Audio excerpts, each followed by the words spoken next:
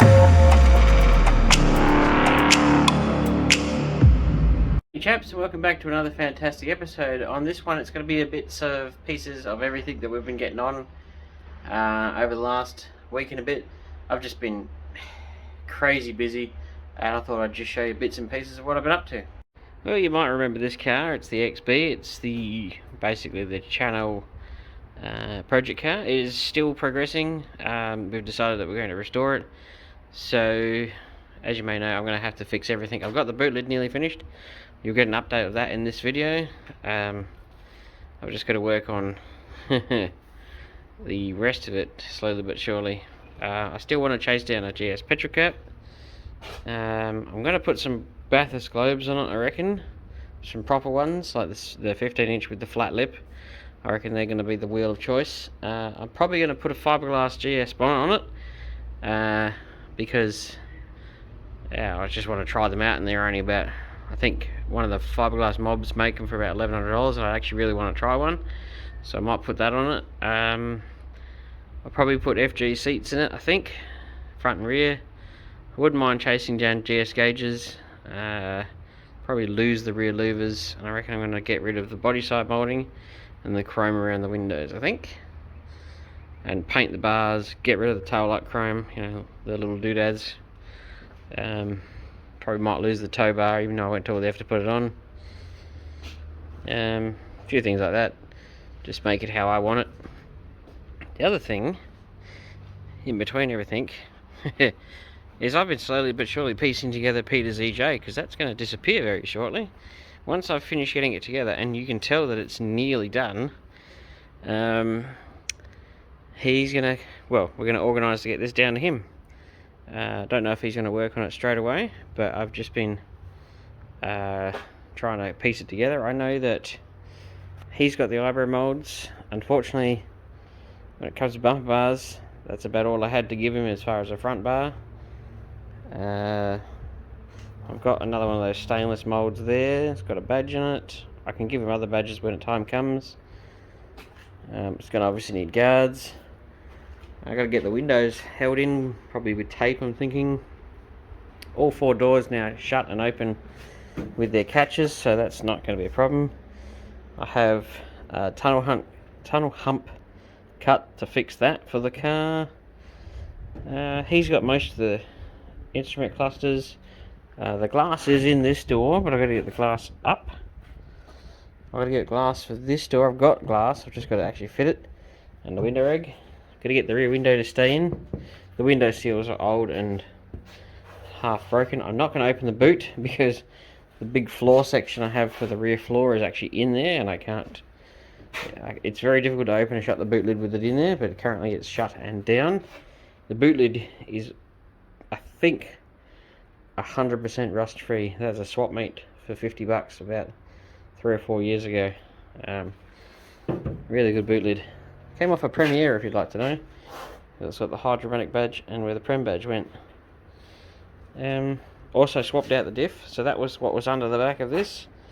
It's now got a complete diff with handbrake cables. All the drum brakes are on. It's 100% complete under there. So that was actually pretty good. I just put the glass in this window, this door. Some of these mouldings, like the bottom of that railing, is completely rotted. So I'm just trying to piece it together with whatever I've got left over, so at least there's something to work with, and if I have any spares at the end of other things, then I'll certainly move them along. It's a pretty good door frame. That's a very good door. That front left door is actually pretty good, aside from the speaker hole cut in it, but I have spares. The left rear door is pretty well just cut filling a hole. Unfortunately, I've got to put glass in this door. So I've got a few things. I'm going to get the seat that I've got, the front seat, down and put in the car. And I've got to put the crankshaft that's way over there on the ground in one of these mini grey motor cylinder heads here. You know, just a few more odds and ends. And pump up the tyres. I found him a set of hubcaps. Interesting enough, the EJ hubcaps fit on the widened Tirana rims. I thought that was the case, but I hadn't ever tested it, and they do. So So yeah, and I got the bonnet down from the workshop finally and bolted on. It's a really good bonnet. I think a couple of pinholes here maybe, and that's about it really. I've got to tie it down. He's got the motor, I've got a radiator for him, and a few other odds and ends basically. So I thought I'd give you a bit of an update on where this is at. It's been moved from where that was, where it sat for probably 6 months. It had flat tyres, and I've found 2 more rims that hold air. They're a pair of HR wheels actually, so if you're going to put disc brake front ends on, you would need these rims to put on the front to clear the calipers, I think. Weird enough, I seem to have an abundance of HR rims. I don't know how that's happened, but it has.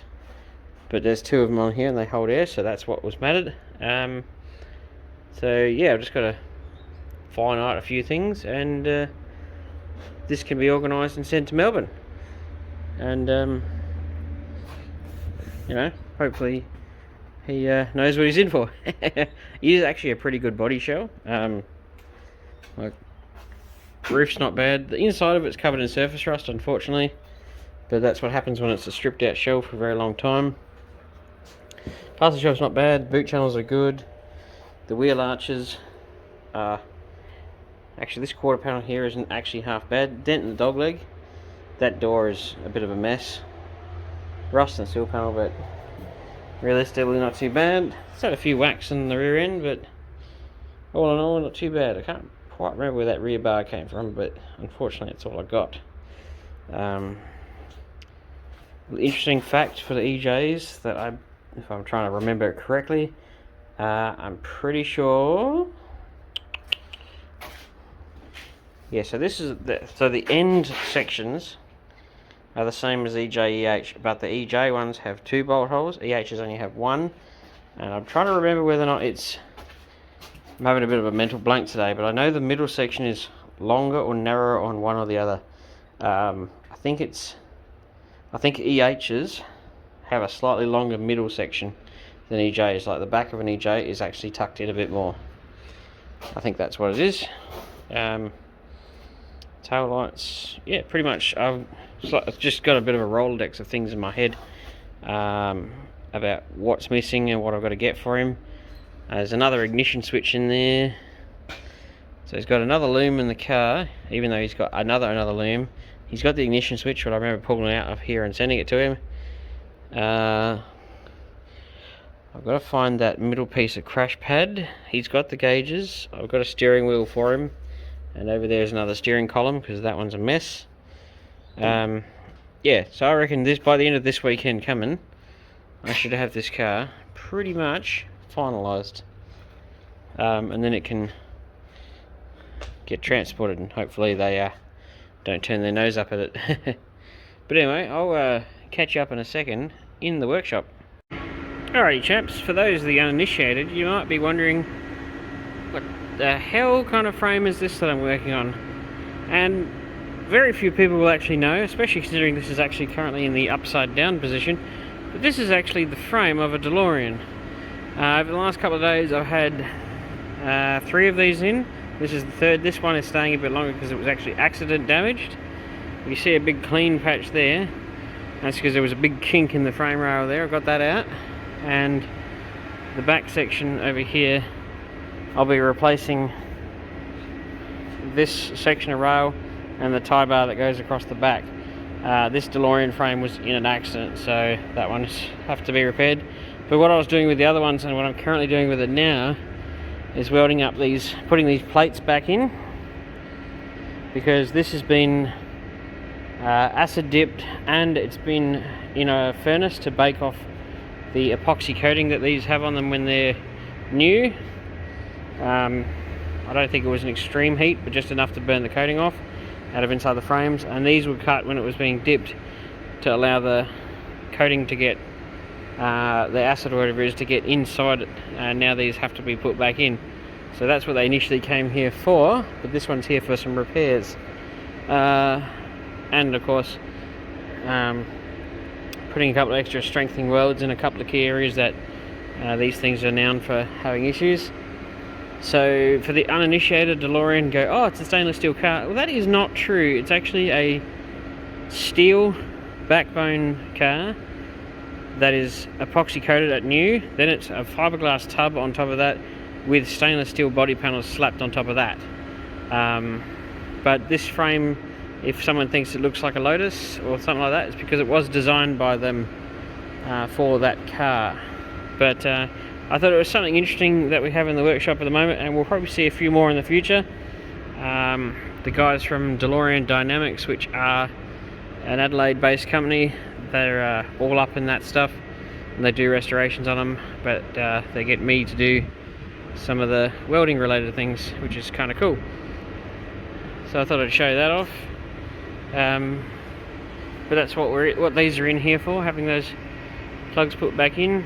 And there was a big whack through the frame rail there. I'll chuck a couple of photos up after this and show you the before and afters. It was pretty impressively bent. So yeah, making good progress. This is why there won't be a huge amount of work on the Coupe this week, because these were sort of quick jobs that come in, and the other two, I did the other two in one day. So they came in, dropped all three off, and I did two on the spot, and then this one's hanging around for a bit longer for a couple of repairs. So I thought you might be interested in that.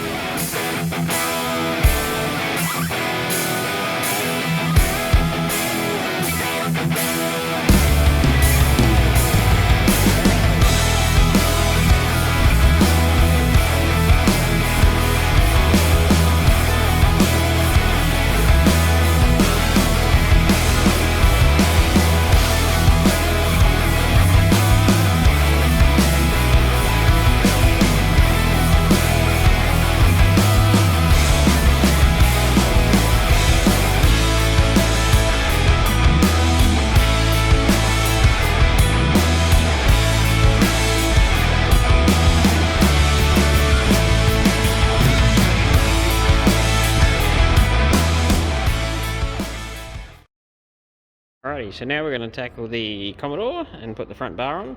The rest of the car is effectively done. Runs, drives, stops, everything it needs to. Just needs its aircon regassed. The DeLorean frame is now the right way up. I have since replaced this tail section and the bit across the back. I did have trouble making that back section because the folder was a little bit on the weak side. Compared to what was on there, casually wander your eyes over that. So I've then replaced it, made the back section. So that's coming on, that's nearly done. That'll be done today. The XB's boot lid, I've primed that like 4 times. I've got to block it down one more time. It's just been horrifically dented, and the person who designed it with this style line down the middle, if I ever meet you, I'm going to punch you in the face, because that is a pain in the proverbial, because it's a subtle line, disappears here, but it is quite pronounced through the guts of XA through XC boot lids. Little known fact that the boot lid for an XA sedan is identical to B and C. The other known fact is if you're doing a GXL and you need that piece of trim that goes from here to here in a straight line, on an XC, so XC GXLs, and XC Fairmont and XC sedans are like XBs. They've got trim that go across here and then another fat one there on an XC, but on a GXL it's a straight piece of trim and this bit's black. It is actually the same piece of chrome that you get on an XA sedan, but an XA sedan it's up here, on XCs it's down here. So if you need a GXL trim, hunt down a piece of XA boot lid trim. It's the same piece. But that's looking pretty good. Now, the front bar for the Commodore, I did have some issues with this yesterday. When I was painting this particular spot, actually turned out alright. When it was the other way around, the spray gun one of the fittings just splurted water straight onto it, and it left this huge thing. And so one of the things I did was I just nuked the clear onto it, and I mean, I really hammered it on to the point you're like, that's probably a bit much, and it basically washed all the water off and self-leveled, and Obviously it dribbled quite extensively when it was the other way around from that corner, but periodically I just come and wipe the clear off it, and it's perfect. I've always said the best way to pick a good painter is how they handle their screw-ups, because anybody can paint anything perfectly, but if you're really good, you can actually save something that you've stuffed up. So a good painter can fix the stuff up halfway through. I'm not a good painter, but I just know that, you can see a little bit of the run here, but yeah, I just know that if you've got an issue in the middle of the panel and while your paint's wet, just keep hammering on the clear and you can basically move a run off the panel to the edge and just wipe it off. Or when it's dry, you can just cut it off. But that's a handy hint. So if you've got an issue, for example, say if you were painting this, you might not be able to get it all the way down there, but say for example on a coupe you had a run right through here, or you just keep hammering on the clear and you will literally be able to move that run all the way to the bottom of the panel. But you got to be fairly committed to that. Sometimes it's easy to just block the run out, but that's just a handy hint. If you make a screw up, you know, you can walk, in some occasions you can walk a run off a panel all the way to the bottom. And we will be putting some of these in shortly in the coupe. I've already run this through the folder and I've put the stamping in to make it look factory, and I put the little fold on the very bottom. So they're all coming along. I'm going to do a time lapse of taking all the bits from this bar and putting it into this bar. It's kind of funny when you look at this, you can see where this is the dead bar, but luckily the bottom half, that's where the tow bar went in, and that's where the exhaust pipe went in. So luckily the bottom trim and bits on this bar are actually okay. I've got a new grill and the foam. I've just got to save all these clips, like that guy and these ones, and just unpick all the wiring and just go whoop and ploop. So yeah, I'm going to get onto that.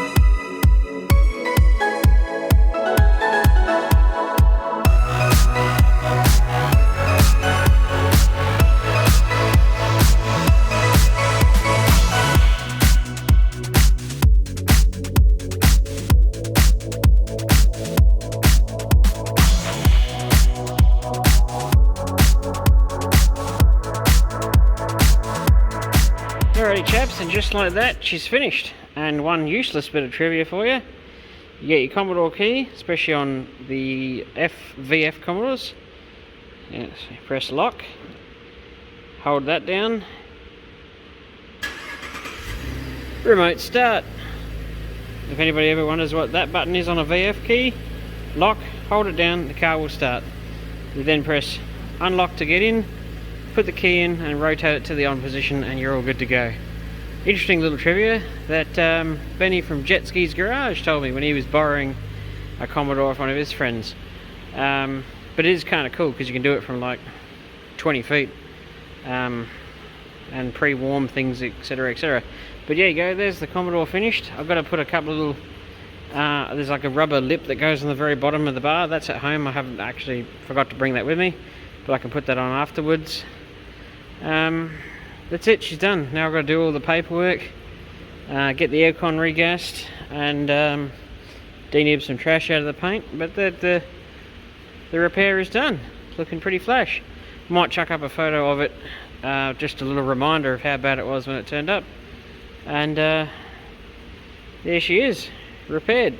You should see this on the road in the new year, and then I will probably sell it. And I can say with confidence that not one aftermarket part was put on this car, all genuine. So I'm pretty stoked about that.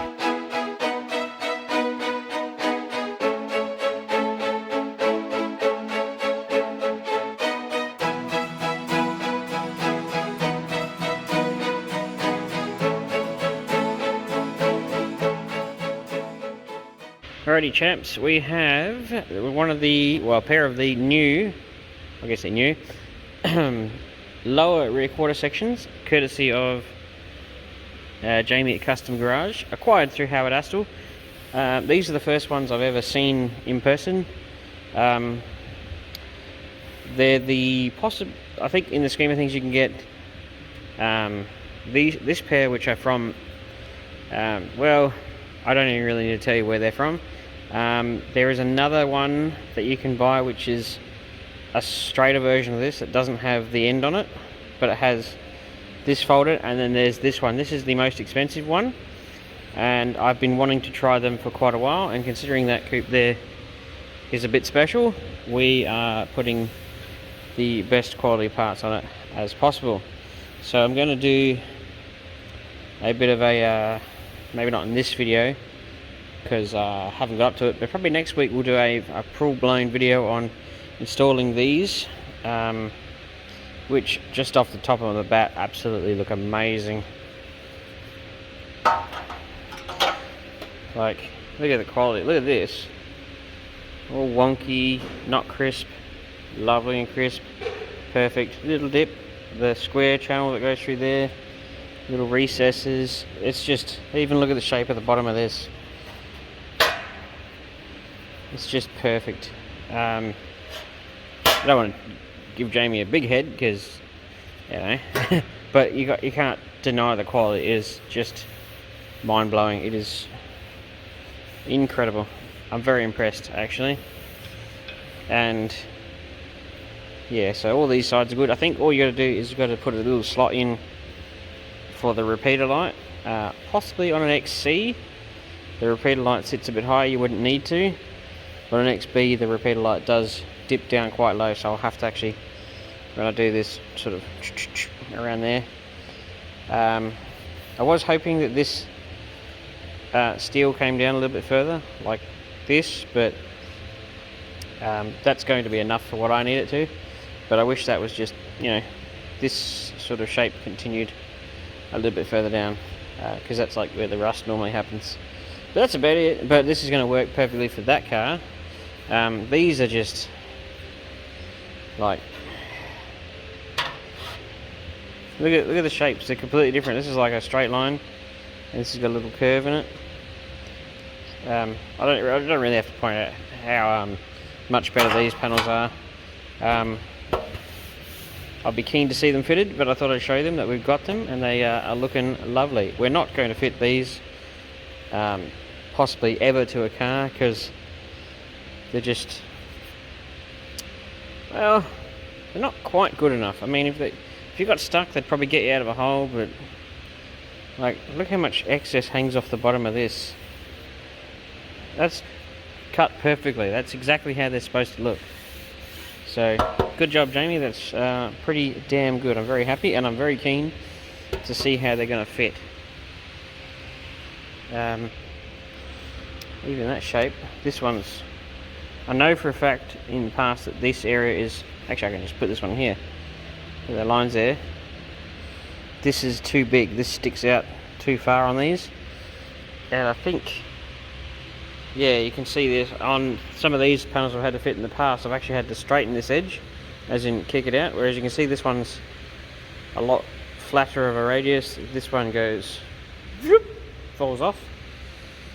So I think that's, I'm pretty sure that this is molded off a sedan, in my humble opinion, and these are made for coupes. One of the slight differences is a coupe quarter panel is, I believe, marginally flatter, because it's got to come out on a, I'll describe it like this, might get a bit of wind, but they're flatter in the wheel arch because the quarter has to bulge out, whereas on the sedan the wheel arch starts kicking in and going straight up a lot earlier, so the shape changes through here, in my humble opinion. But what we're going to do is stick in the inner, which can go in here, and then this corner in this video, with all the other stuff that I've thrown in this video, and onward and upward. We got to obviously take that piece out and replace the piece of floor, but I thought I'd show you those panels. Alrighty chaps, I'm going to show you this little trick. Now most people don't actually know this, or at least as far as I'm aware very few people do, but these repair panels have a completely straight line across here, whereas the factory panels, they've actually got a little bend right in the middle of them. Well, not quite in the middle, off to one end. The boot floor, although it looks flat, is not actually flat. So what I'm going to do, and I thought about running a slice and putting a piece in there, I thought, nah, that's too hard. Well, it's not too hard, I just think this is going to be a better thing. I'm going to add a piece on here and just basically chop out there and add in a new bent top piece so that this panel now correctly follows the shape of the floor. You can make them fit, they just don't look quite right, and I want this to be as spot on, as perfect as possible, so we're going to just slice and dice an extra little piece in to account for the fact that this doesn't have the extra bend in the middle of it. But that's another thing to watch out for. And I was going to also say, the pressings on the factory piece here are significantly bigger than these aftermarket ones. That's if you're going super technical. They've got the hole in them, but I've also had to fold the very bottom of these original panels. These ones, the very bottom actually has a little fold on the end of it. So I've also, if I can find it, also lost sight of it. Yeah, so I've pressed in the forward stamping, I've folded the bottom, and now I'm adding in, whoops, the top section, so that this panel, when it goes in, looks as close to original as possible. I mean, ultimately I can't do anything about those, but it should be better than it was, and at least it'll look right, because if you put this in, you end up with a bit of a weird shape in the floor. So you got to just account for that. That's just a heads up for people playing at home. Alrighty, I thought I'd show off how well that panel now fits in there. See how it's got a dip in it? Fits the boot floor perfectly. Lines up here beautifully. That's what they need. They all need that little kick in them. Alrighty, so here we have the new sort of quarter panel end caps from Howard Astle. These apparently are the latest edition of them, reworked. I think they're made from one piece, whereas the older ones are made and have a weld and things in them. I think they've made them at a one piece just to speed up manufacturing. But do remember that they do need a little bit of tweaking. So I have the original ones that come out of the Coupe. They're not actually, I mean, they're bad, but they're not that bad, but they're a really good comparison. And the first thing I noted was this line that goes through here, and even the older one have it. They don't have it. It's just a smooth radius through there. So that's not meant to be there. The rest of it seems to be okay. What I had to do here was trim off a little bit of the dag. That's why I left a modified one versus a non-modified one. So trim off a little bit of that steel there and then fold the end down, because if you noticed, the factory ones have a fold at the very bottom. They go whoop. One thing I did was the pressing here was a bit soft like that. That one's almost non-existent. So I put a socket I put a socket into the vise that was about the same as the original and hammered around it. I've just made it more pronounced, and I hammered out that line that was in it, made it soft. I refolded this fold further down. It doesn't look like it, but that fold is further down. That was reworked. I think I folded this edge around a little bit more through here, trimmed the bottom, did that, and put a step in here, because they all did. You can just see the remnants of the original step there. So that's to go around. I'll hammer that a bit flatter, but that's to go around here. So you got flat, and then there's a step because there's another layer of steel that joins in the middle of here.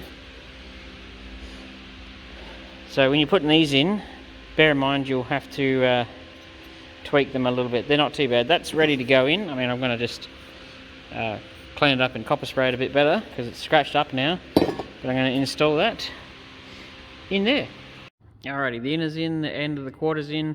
I did have to chop it a little bit there, and you saw me rework that a little bit so it now fits.